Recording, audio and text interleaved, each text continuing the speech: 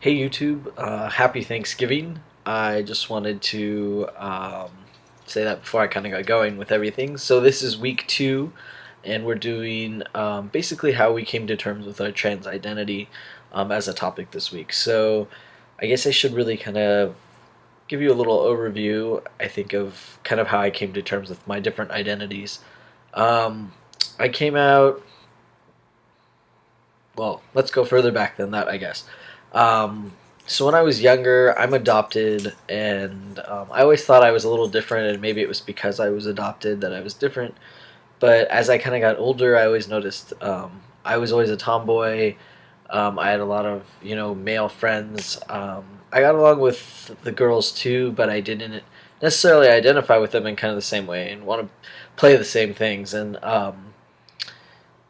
I didn't really notice that as a huge difference until I got into middle school. And at the time, I was going to a pretty conservative church where I live, and we had started talking a lot about homosexuality and gay marriage, and I kind of had already realized I liked girls at that point. I think probably when I was in elementary school, I started to notice that, and I was immediately like, that's not going to be me. I'm not going to be that kind of person.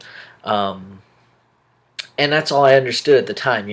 I knew that I was a little girl and that I was also attracted to girls, but I did a lot of suppressing of that for several years. And then when I turned 16, 15, I guess, when I turned 15, I actually, finally had come to terms with my sexual orientation and came out to my friends and family as a lesbian.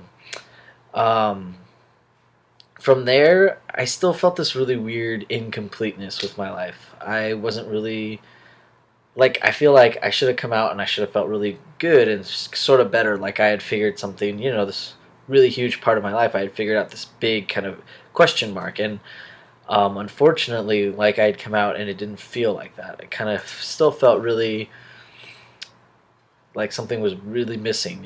And I didn't really understand much about gender identity and the differences between kind of that all the different identities along the spectrum. I had never been given the information or kind of the education behind that, and it wasn't until I really started to submerge myself into the community that I started to understand these things.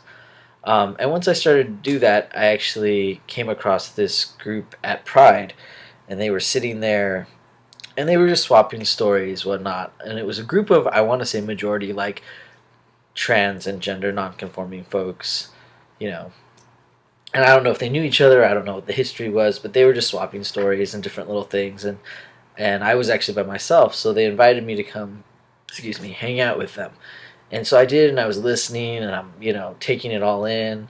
It's probably only my second Pride, I think, that I had been to, and as I'm listening, I'm thinking, these things sound really familiar. These feelings, these experiences, they sound really familiar.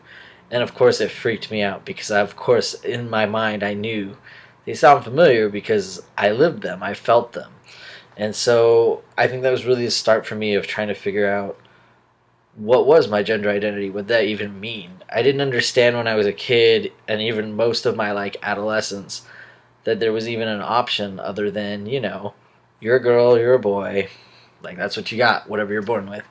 And I didn't understand that you really had an option.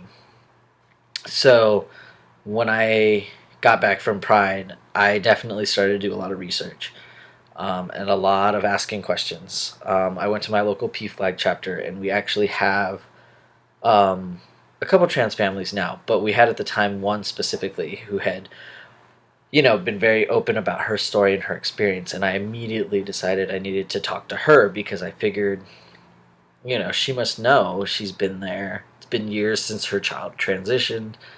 Maybe she can help me out. And so she really kind of started the beginning of my education on gender identity and the trans community. And I think as she told me more and as I started to talk to other people in other groups and learn more, I started to identify more and more with that community. Um, and of course, I was mentioning that I hadn't felt really like I had put all my pieces together. And the way I describe it best now to people is the children's puzzles with the really big cutout like shapes, and it's really just to teach children to match up the shapes, and part of it's obviously like a coordination thing, but there's usually only like maybe 6 pieces in the puzzle. Very basic. I kind of describe my coming to terms with my identity in that way. I figured out I liked girls at a very young age, and so that was a piece that went in the puzzle, but unfortunately it wasn't the only piece, and I had thought it was. And so as I started to figure out a little bit more about my identity in terms of gender, I started to put one of those pieces into place. And so as my transition has kind of taken its place, I've managed to put all the pieces into place, and finally I'm feeling, a lot better, a little bit more complete. I'm obviously still trying to figure it out. But that's kind of the way I kind of visualize it, I guess you could say.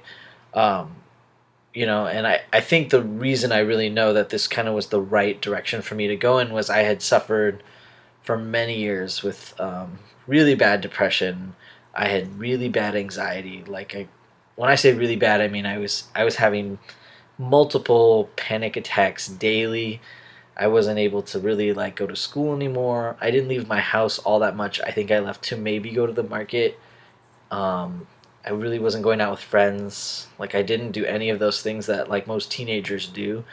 And with my transition now, where I'm at 3 years in, almost 4, um, most of that's gone. I mean, I still have an occasional panic attack, and it's just naturally innate for my brain to do it. But I'm not having them every day.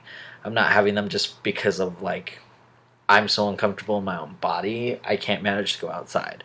But that's really how I ended up kind of figuring out where I'm at now. How did I get there? I think, I look back now and I think there were so many of these little signs. Um, I told my mom when I was very young, I don't want to wear dresses anymore. I don't want, specific toys. I was always very envious because my brother would get exactly what he asked for Christmas because they were generally, boys' toys. And I would never get them because I wasn't a boy. And now I'm realizing there's all these things along the way that I think if someone had given me the language, I probably could have been able to articulate it better. But I didn't know. I didn't know I had a choice. I didn't know I could even be anything other than the little girl I was born as. So that's really it. It took me 20 years basically to figure out who I was in essence, and I wouldn't go back now and change it because I feel like I've also gained a lot of experiences. But when it comes to my trans identity, I feel like a lot of it had to do with the lack of education and the lack of language around how to describe my own identity. So I want to keep this short. I keep looking at the timer, and it is basically the night before Thanksgiving, so I gotta rest up for that. I got family shenanigans tomorrow. So I hope everybody has a really good Thanksgiving. I look forward to posting again, and obviously, this is our second video or go around of videos. But I'm really excited to see where this goes. So thank you for supporting us, and please share the channel with other people. All right, happy Thanksgiving.